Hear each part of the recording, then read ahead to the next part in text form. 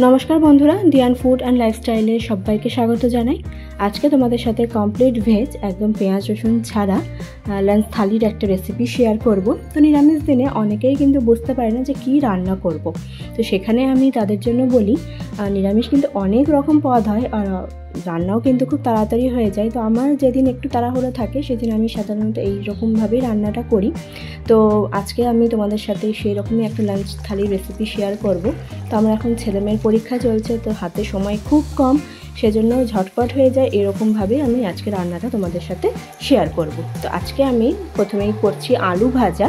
तो एखाने एकटु मशला दिये आलू भाजा करब, तारपर आर कि करब तोमरा सेटा देखते थाको। तो एखाने आमी आलूटाके देखतेई पाচ্ছো, छोटो आलू एटा। छोटो आलूटाके दु भाग करे केटे निয়েছি, যেগুলো একটু বড় থাকবে সেগুলো 4 ভাগ করে নিতে হবে। এবার কড়াইতে দিলাম সরষের তেল, তার মধ্যে একটু পাঁচ ফোড়ন দিয়ে আলুটা দিয়ে দিলাম। তোমরা আলুটা একটা সিটিও দিয়ে নিতে পারো। তো আমার এরকম ভাজতে ভাজতেই গলে যায়, সেজন্য আমি আর আলাদা করে সিটি দিইনি। এরকমভাবে একটু ঢাকা দিয়ে দিলাম তাহলে যাতে আলুটা একটু সেদ্ধ হয়ে যায়। আর আমি একটু লবণ আর হলুদ দিয়ে দিয়েছি। আর এদিকে আমি করব ডাঁটা আলু বড়ি মটরশুঁটি দিয়ে একটা রসা। তো আজকে আর ডাল করব না, তো এই ডাঁটা আলু বড়ি রসাটা দিয়ে কিন্তু ভাত খাওয়া হয়ে যায়। একটু ঝোলঝোল করব। তো এই দেখো মশলাটা করে নিচ্ছি। তার মধ্যে দিচ্ছি টমেটো, আদা, জিরে গুঁড়ো, ধনে গুঁড়ো আর কাঁচা লঙ্কা দিয়ে আমি মশলাটা করে নেব। আর আমার আলুটাও কিন্তু অনেকটাই ভাজা হয়ে গেছে, সেদ্ধ হয়ে এসছে। আর দেখতেই পাচ্ছ অনেকটাই ভাজা কিন্তু হয়ে এসছে। তো আমার মনে হচ্ছে না কড়াইতে তেলটা একটু বেশি আছে, সেজন্য আমি একটু তেলটা কমিয়ে নেব। কারণ যদি মশলা দেবো তারপর আর তেলটা তখন তোলা যায় না, মশলাটা তখন খুব পুড়ে পুড়ে যায়। সেজন্য আমি তেলটা একটু তুলে নিচ্ছি। তারপর এর মধ্যে বেশি কিছু মশলা দেব না, আমি দেবো এর মধ্যে ভাজা জিরে গুঁড়ো আর একটু গোলমরিচ গুঁড়ো আর সামান্য একটু চিনি। এবার গ্যাসের ফ্লেম একদম লোতে রেখে মোটামুটি 5 মিনিট মতন এরকমভাবে একটু নাড়াচাড়া করে ভাজা ভাজা করে নেব। তো এখন কিন্তু আমার কড়াইতে একটু কোনো তেল নাই, দেখতেই পাচ্ছ। তো মশলাটা দিয়ে একটু ভাজা ভাজা করে নেব, তাতে করে খেতে খুব সুন্দর লাগে আর বেশ আলুটাও মচমচাও হয়ে যায় আর খেতে খুব সুন্দর লাগে। আর আমি লাস্টে এর মধ্যে দিচ্ছি একটু সামান্য একটু পোস্ত। তো যারা পোস্ত পছন্দ করো এরকমভাবে কিন্তু পোস্ত দিয়ে ভাজা আলু খেতে খুব সুন্দর লাগে। ভাত দিয়ে খাও, চাই রুটি দিয়ে খাও, চাই সন্ধ্যাবেলা মুড়ি দিয়ে খাও, সব কিছু দিয়েই কিন্তু খুব সুন্দর লাগে। তো আমাদের আলুটা ভাজা হয়ে গেছে, এবার এটা তুলে নিচ্ছি। এরকমভাবে আলু ভাজা করলে আমার ছেলে মেয়ে সবাই খুব পছন্দ করে। দুপুরেও ভাত দিয়েও খাওয়া যায়, রাতে রুটি দিয়েও খাওয়া যায়। আবার সন্ধ্যাবেলা যখন একটু খিদে পায় তখন মেয়ে বলে মা একটু মুড়ি দিয়ে আলু ভাজা খাবো। তো আমি সেই জন্য মেয়ের জন্য একটু তুলে রেখে দিই। সন্ধ্যাবেলা মুড়ি দিয়ে শুধু মেয়ে না আমারও খেতে ভালোই লাগে। তো এবার দেখো আলুটা ভাজা হয়ে গেছে, এবার ডাঁটা আলু বড়ি রসাটা করে নিচ্ছি। তো প্রথমে আমি বড়িগুলোকে একটু ভেজে নিব, খুব লাল করে ভাজবো না, তখন খুব শক্ত হয়ে যায়। বড়িটা ভাজা হয়ে গেলে আবার কড়াইতে দিব আমি অল্প একটু সরষের তেল, তার মধ্যে দেব আমি সাদা জিরে ফোড়ন। তোমরা চাইলে এখানে শুকনো লঙ্কা ব্যবহার করতে পারো, তো আমি শুকনো লঙ্কাটা একটু অ্যাভয়েডই করি, মেইনলি কাঁচা লঙ্কাটাই খাওয়া হয়। আর এর মধ্যে দিচ্ছি এবার একটু তেজপাতা। জিরেটা একটু ভাজা হয়ে আসবে তখন এর মধ্যে দিয়ে দেবো আলু। আলু আর ডাঁটাটা আমি একসঙ্গে ভাজবো, আলাদা করে আর ভাজছি না। আলুটা দিয়ে দিলাম, একটু সামান্য নাড়াচাড়া করে নেব, তারপর এর মধ্যে ডাঁটাটা দিয়ে দেবো। এখন ডাঁটাগুলো খুব সুন্দর উঠেছে, বাজারে তো এখন সেই পাতলা ডাঁটাগুলো প্রচুর পাওয়া যাচ্ছে। তো সেগুলো দিয়ে তো এরকম ঝোল ভালো লাগবে না, আর সর্ষে বাটা কিংবা পোস্ত দিয়েই করতে হয়। তো আলু আর ডাঁটা দিয়ে ভালো করে প্রথমে একটু ভেজে নিব, একটু লাল করে ভেজে নিব। তারপর যে মশলাটা বেটেছিলাম সেই মশলাটা দিয়ে দিব, সঙ্গে লবণ হলুদ দিয়ে ভালো করে কষিয়ে নিয়ে জল দিয়ে ঢাকা দিয়ে দিতে হবে যতক্ষণ আলুটা সেদ্ধ হচ্ছে। এবার আর একটা রান্না যেটা করব সেটা হলো ক্যাপসিকানি। সেটার জন্য আমি মশলা রেডি করছি। আমি এখানে নিয়েছি কাজু বাদাম মোটামুটি 10টা মতন, পোস্ত 3 চামচ পোস্ত, নারকেল কোড়া আর একটু গুঁড়ো দুধ। একটু যদি গুঁড়ো দুধ দেওয়া হয় তাহলে খুব টেস্ট হয়। সেটাকে আমি অল্প একটু জল দিয়ে একটা পেস্ট করে নেব। আর এদিকে দেখো আমাদের কিন্তু ডাঁটাটা কষানো হয়ে গেছে, আলুটাও সেদ্ধ হয়ে গেছে, বড়িটাও সেদ্ধ হয়ে গেছে। আর লাস্টে নামানোর আগে আমি দিয়েছি ভাজা জিরে গুঁড়ো, সেটা কিন্তু মাস্ট। তোমরা চাইলে একটু গরম মশলা গুঁড়ো দিতে পারো, তবে আমার এই ঝোলে ভাজা জিরে গুঁড়োর টেস্টটা খুব ভালো লাগে, সেজন্য ভাজা জিরে গুঁড়ো দিয়ে আমি এটা নামিয়ে নিয়েছি।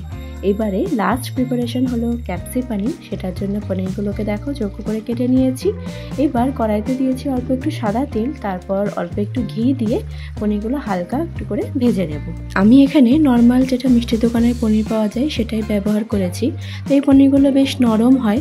তো তোমরা যদি প্যাকেটের পনির ইউজ করো তাহলে অল্প একটু লবণ জলে পনিরটা সোক করে রাখতে পারো, তাতে পনিরটা নরম থাকে। তো আমি সাধারণত এরকম পনির দিয়ে রান্না করি, মিষ্টি দোকানের পনিরটাই আমি ব্যবহার করি।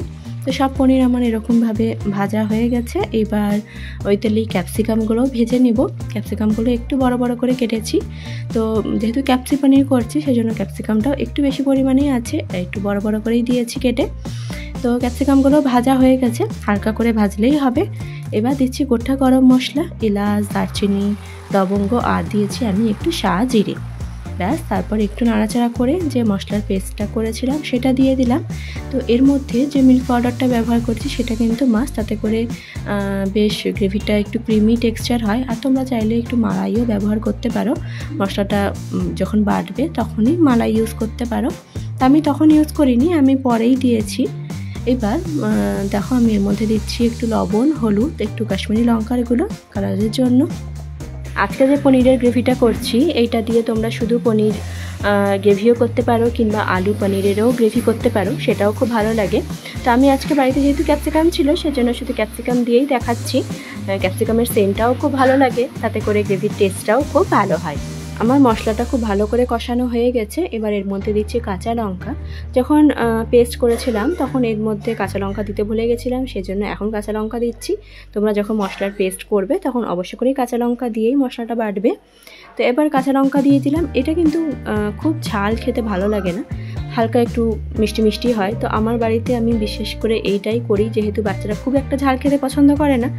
আর এটাতে করলে বেশ টেস্টটাও ভালো হয় আর রান্নাটাও কিন্তু খুব তাড়াতাড়ি হয়ে যায়। আর তোমরা দেখতেই পেয়েছো আমি কিন্তু এতে আদা বা টমেটো কোনোটাই ব্যবহার করিনি। তারপর দিয়েছি চিনি, সামান্য একটু চিনি আর মালাই বা দুধের সর। চেষ্টা করবে দুধের সর ব্যবহার করার, তাহলে টেস্টটা খুব ভালো হয়। তবে তোমরা চাইলে ফ্রেশ ক্রিমও ইউজ করতে পারো। এবার পরিমাণ মতন দিয়ে দিলাম জল।